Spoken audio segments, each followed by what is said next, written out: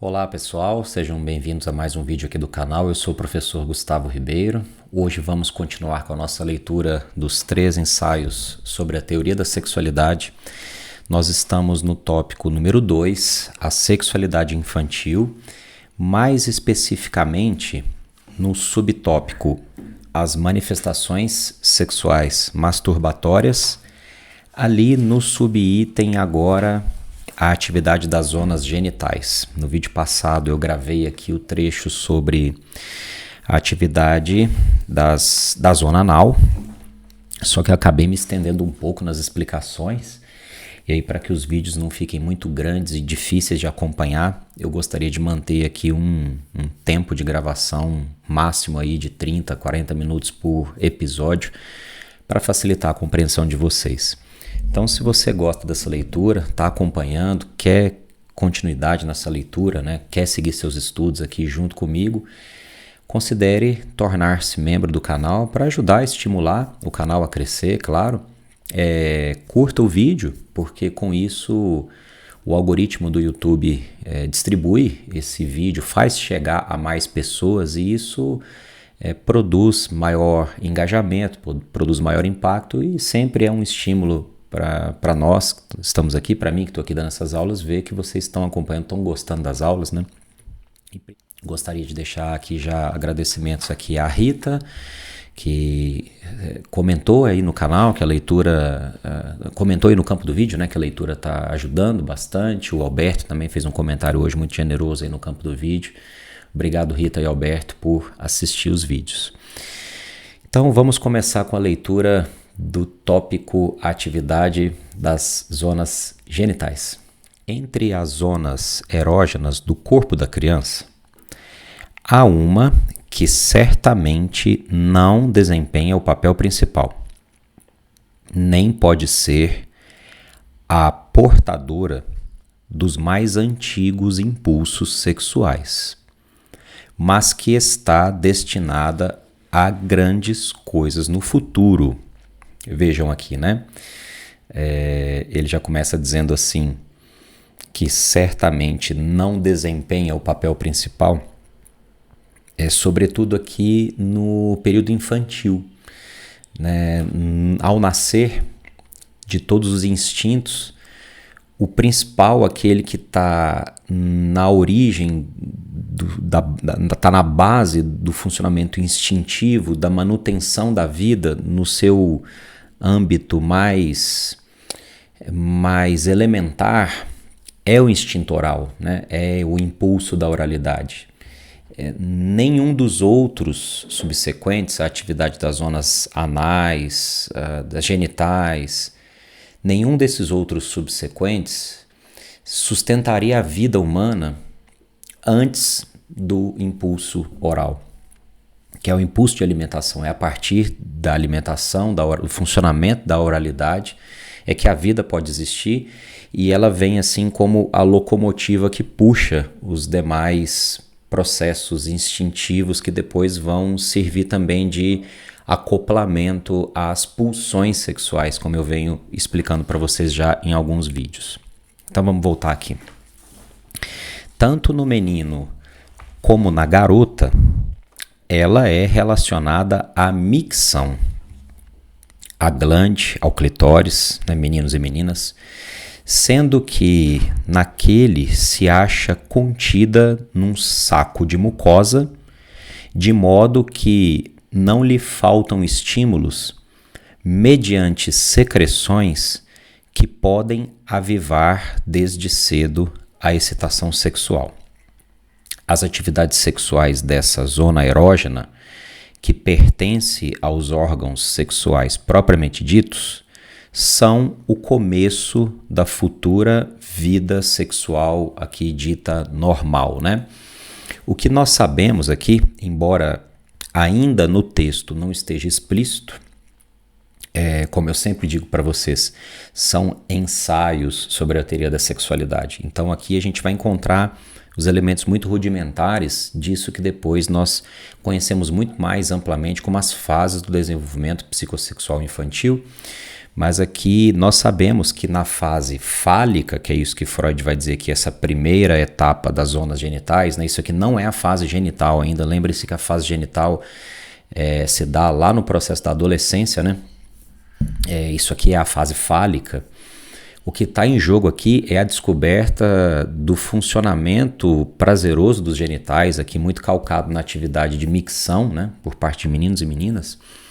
Mas o que está em pauta psicologicamente nessa etapa é a distinção entre sexos. Então isso é bem elementar, né? A gente não está falando aqui de gêneros nessa etapa de vida, nessa etapa de desenvolvimento, né? Eu costumo muito falar em sala de aula para vocês, né? Que na fase fálica a distinção entre sexos está mais evidente. E que na fase genital, lá na adolescência, é que vão começando assim a se estruturar melhor as diferenças de gêneros.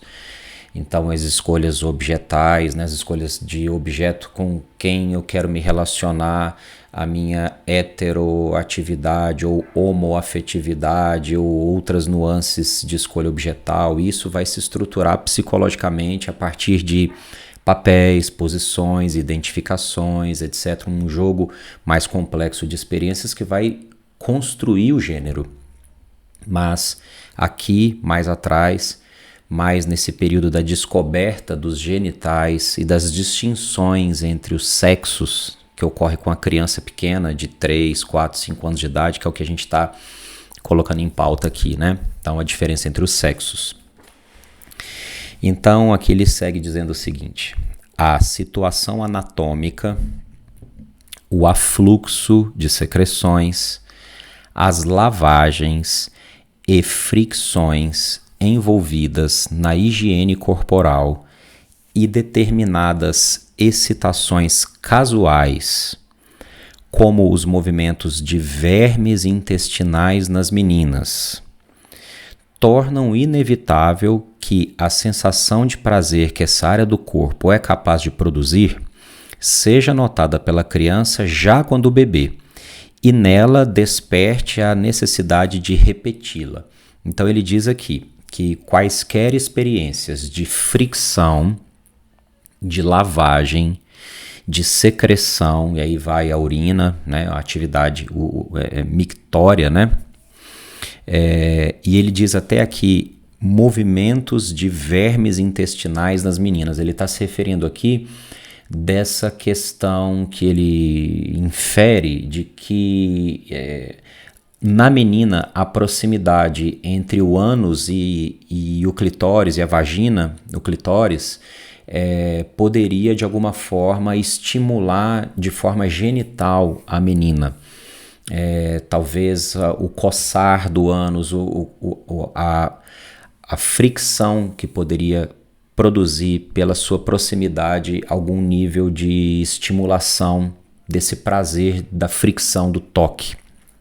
É claro, gente, que nós estamos falando aqui dessa masturbação infantil e que não deve ser vista com o olhar com que o adulto pratica a masturbação, qual é a diferença principal, né? A masturbação praticada pelo adulto é dirigida a um objeto externo, é dirigido ao objeto da sua fantasia sexual, o homem, a mulher, o que seja, ao objeto externo da sua fantasia sexual. E a masturbação infantil, no conceito de sexualidade infantil para a psicanálise, é um autoerotismo. Então a criança não toca o próprio corpo como uma manifestação masturbatória pensando em outro. Isso não acontece na sexualidade infantil. A masturbação infantil, dentro da noção de sexualidade infantil em psicanálise, é como acariciar a própria orelha. Vocês já viram gente assim que às vezes tem mania de ficar se auto-acariciando? Tem gente que gosta de pegar os cabelos e ficar enroscando os cabelos, né? Tem gente que tem mania assim de passar a mão no pescoço, de alguma coisa que toca em si mesmo, de acariciar as próprias mãos, né? Pessoas que ficam assim acariciando as próprias mãos. Então, na criança, essa é a atividade que está trazendo prazer, né? É nesse sentido, é a descoberta do prazer sexual com o próprio corpo, mas no sentido de um autoerotismo, não no sentido adulto da fantasia de a participação de uma outra pessoa, que é do seu desejo, da sua fantasia sexual. Então tem essa diferença muito grande entre esses dois contextos, né? Então aqui Freud está dizendo que toda essa gama de experiências ligadas à fase genital, que na verdade é chamada de fase fálica, lembrem-se disso, vai produzir sensações de prazer que vão buscar ser repetidas. Vamos continuar aqui. Se considerarmos todas essas circunstâncias e tivermos presente que tanto medidas de limpeza como atos de sujeira devem ter efeito semelhante, não poderemos fugir à concepção de que, mediante o onanismo do bebê, ao qual praticamente nenhum indivíduo escapa, é estabelecida a futura primazia dessa zona erógena na atividade sexual. Então ele está dizendo aqui de que esse onanismo, eu falei para vocês o significado de onanismo, né? No vídeo passado, vocês devem ter assistido. Onanismo, que é um termo... onanismo significa prática masturbatória, né? E faz referência a um personagem do Antigo Testamento. Depois, se você não viu, volta no vídeo anterior que eu dou a explicação, a origem dessa palavra lá. Mas que esse onanismo do bebê vai, assim, fundar uma espécie de primazia das pulsões sob a pulsão genital. Em outras palavras, aquelas pulsões sexuais parciais, a pulsão oral, a pulsão anal, a pulsão scópica, todo o corpo da criança que é atravessado por pulsões parciais e não organizadas, e é daí que Freud vai falar da criança como um perverso polimórfico, né? É perverso polimórfico por quê?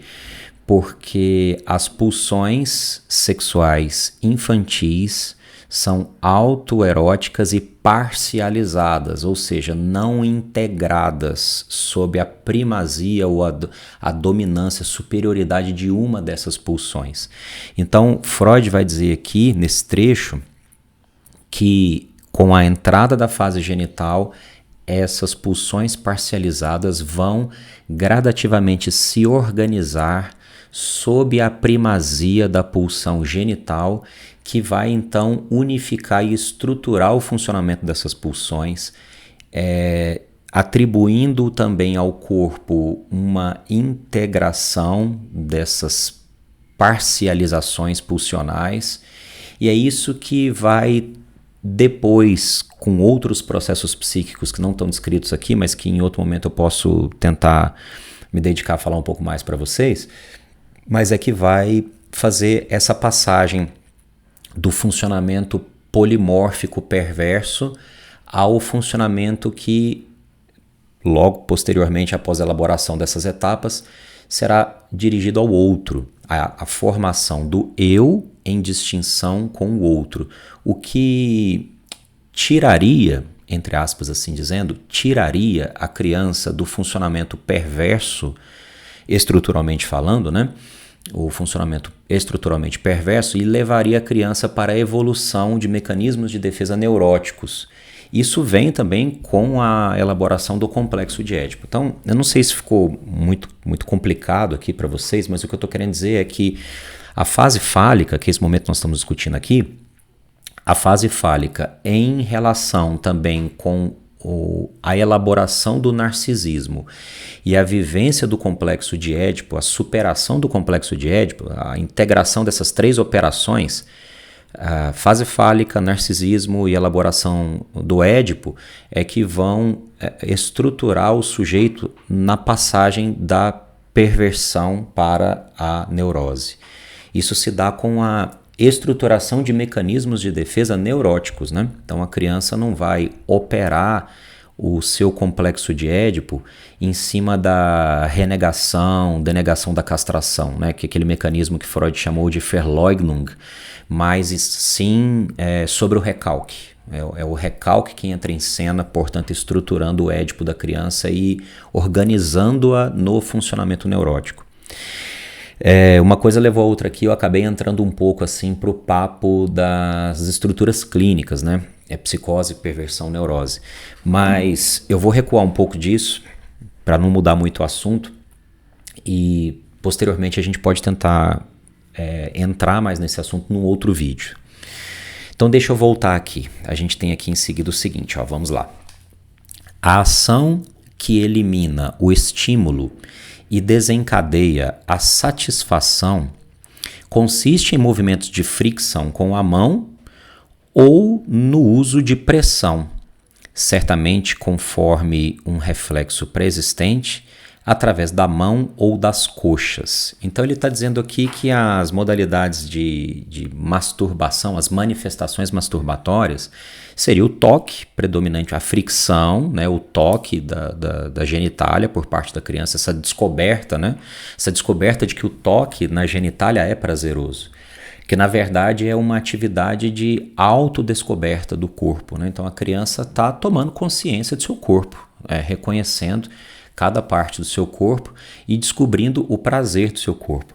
É também nessa fase que às vezes a gente vê que as crianças podem tocar seus genitais de uma forma displicente, né, natural, e que os adultos às vezes reagem muito mal a isso. E é preciso tomar cuidado na forma de intervir, porque a intervenção, acho que naturalmente precisa acontecer, até porque o desenvolvimento psicossexual infantil consiste numa espécie de aculturamento gradativo. Vocês entendem quando eu falo aculturamento, né? A gente vai assim ensinando regras, ensinando limites ou comportamentos que são aceitos ou não são aceitos e não deixam de ser castrações, pequenas castrações simbólicas que vão acontecendo à medida que a criança cresce e que vão assim interditando gradativamente o prazer da criança, aculturando a criança, né, e dando destinações a essas pulsões. Mas o que eu estou colocando aqui para vocês é aquela castração violenta, né? Aquela que às vezes o pai ou a mãe ou quem cuida da criança pode ver ela tocando seu próprio corpo e assim agressivamente punir a criança, bater na criança, né? Agredir a criança. Então isso vai gerar uma experiência ruim da relação da criança com o próprio corpo, né? Vai marcar muito negativamente a criança, né?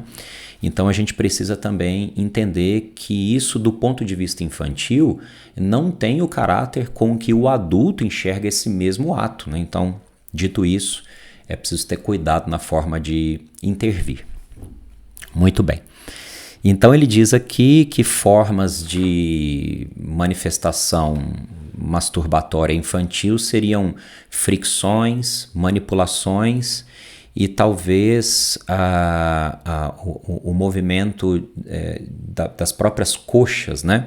Onde no meio se situariam os genitais e esse contato poderia produzir algum tipo de sensação prazerosa às crianças. Então ele diz aqui, através das mãos ou das coxas, esta última medida é de longe a mais frequente entre as meninas. Nos garotos, a preferência pela mão já indica a importante contribuição à atividade sexual masculina que o instinto de apoderamento virá a prestar um dia. Bom, então ele está dizendo aqui, é uma inferência, né, de que o fato dos meninos terem a preferência de descobrirem suas genitálias e tocá-las, né, segurando-as, já indicaria assim algo de um instinto de apoderamento, né? A contribuição do instinto de apoderamento para a atividade sexual masculina.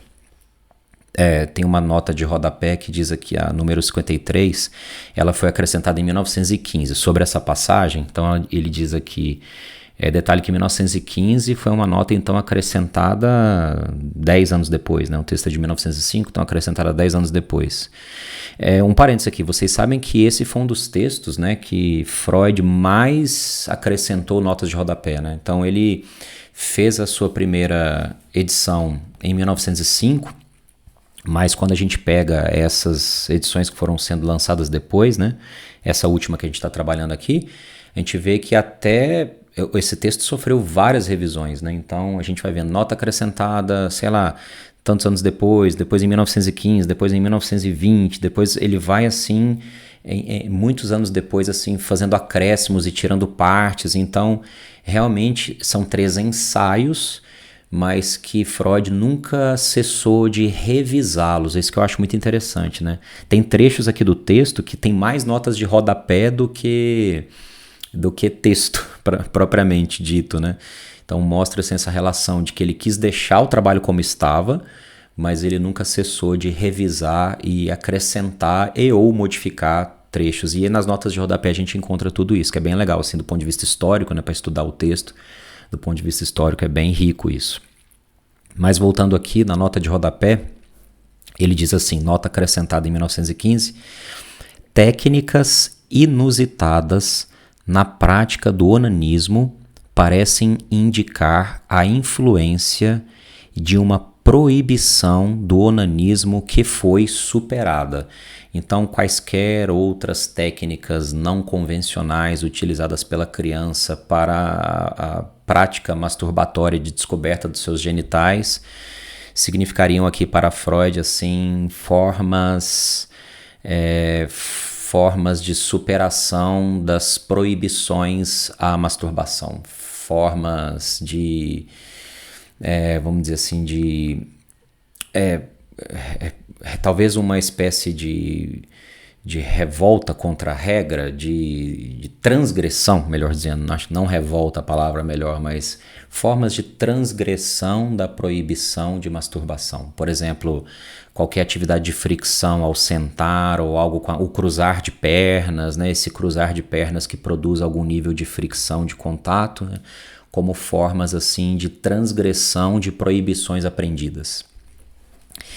E aqui mais adiante no último parágrafo ele diz assim: resultará em benefício da clareza afirmar que devemos distinguir 3 fases na masturbação infantil. Vamos ver que fases são essas.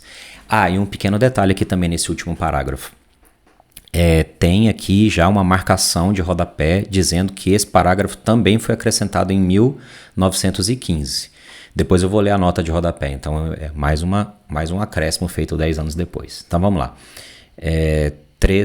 Nós precisamos distinguir 3 fases na masturbação infantil.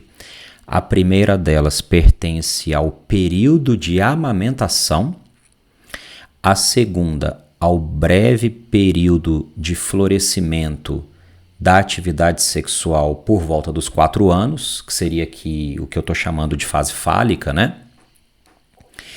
E apenas a terceira corresponde à masturbação da puberdade, frequentemente a única levada em conta. Então, ele está fazendo essa distinção. Acho que eu falei um pouco disso aqui quando eu fiz essa separação entre a masturbação infantil e a masturbação da puberdade, que é essa que já tem em pauta o desejo direcionado a um objeto externo, né? É essa do adolescente que imagina seu objeto de prazer, né? O corpo do outro.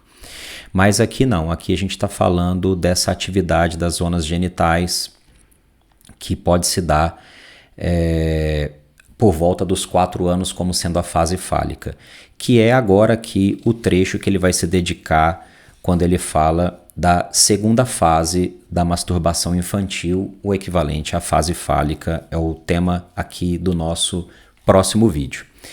Bom, videozinho curtinho, aproximadamente 25 minutos, para a gente ter aulas mais frequentes, mais sucintas, para poder facilitar a compreensão de vocês. Eu estou sentindo falta de ouvir dúvidas. Cadê as dúvidas aí nos comentários? Vocês estão assistindo, estão entendendo? Até vejo lá que alguém dá umas curtidas ali, mas cadê aquele comentário assim, professor, trecho tal, cadê aquela dúvida, é isso, é aquilo? Então ainda sinto falta dos comentários de vocês com as dúvidas para a gente poder fazer as nossas trocas, né? Eu coloquei um vídeo na semana passada, coloquei hoje, quarta-feira, muito provavelmente eu já devo gravar aqui essa sequência. A ideia é a gente fazer mini trechinhos, mas com mais frequência para a gente poder estar se falando com maior regularidade. Se você curtiu o vídeo, não esquece de se inscrever no canal e não esquece de marcar o sino, porque o sino avisa quando sai o próximo vídeo. E não deixa de fazer a curtida e o compartilhamento para aquele seu colega, sua colega que estuda psicanálise, talvez possa ajudá-lo, né? E colocar aí no campo dos comentários para a gente poder fazer a troca de ideias, o debate. E se você está curtindo esse trabalho do professor, considere tornar-se um apoiador. A gente tem aí 2 planos de apoio do canal, né? O apoio do canal serve para, de alguma forma, assim, me possibilitar deixar de fazer outras coisas para eu ficar aqui gravando conteúdo para vocês, compartilhando com vocês conteúdo. Então, se você achar que vale a pena, considere tornar-se membro do canal, um apoiador do canal. E a gente se vê essa semana ainda num novo vídeo, dando seguimento aqui à sessão em que estamos. Um grande abraço e até o próximo vídeo. Muito obrigado.